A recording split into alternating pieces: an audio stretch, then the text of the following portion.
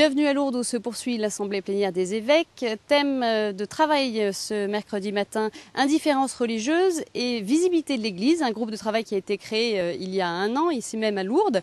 Eh bien, ce thème ce matin a été abordé à travers des communications. La première était adressée par le président de ce groupe de travail, Monseigneur d'Agens, qui est également évêque d'Angoulême et académicien. Et puis sont ensuite intervenus 3 experts qui travaillent à ce groupe.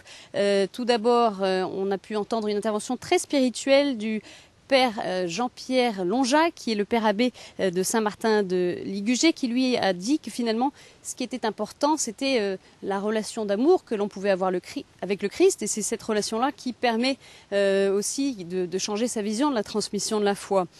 Ensuite, on a pu entendre Guy Coq avec une intervention plus sociologique du philosophe. Guy Coq a dit qu'il faut créer un nouvel espace de dialogue, qui a rappelé également la force de l'Église, et puis qui a questionné de façon peut-être un peu provocante ces termes même d'indifférence et de visibilité. L'indifférence, il a dit, on a tendance à la voir chez les autres, mais il faut aussi nous peut-être voir ce qu'il y a d'indifférent chez nous, les chrétiens.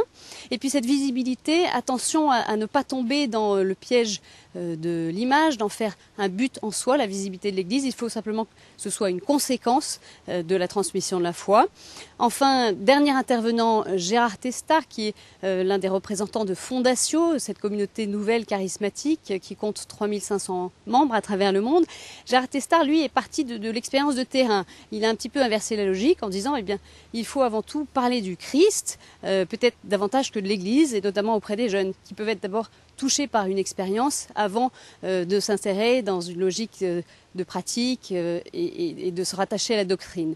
Voilà ce qu'on retiendra de ces interventions. Monseigneur d'Agens donc a conclu cette première intervention ce matin en disant donc que ces travaux se poursuivraient. Donc les travaux se poursuivent sous forme de commission, de carrefour.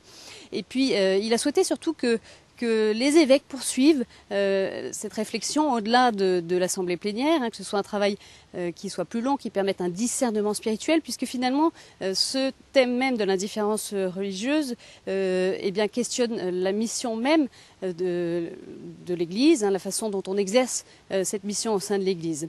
Voilà ce que l'on retiendra de ce matin. Nous vous retrouverons dans quelques heures pour un prochain flash d'information.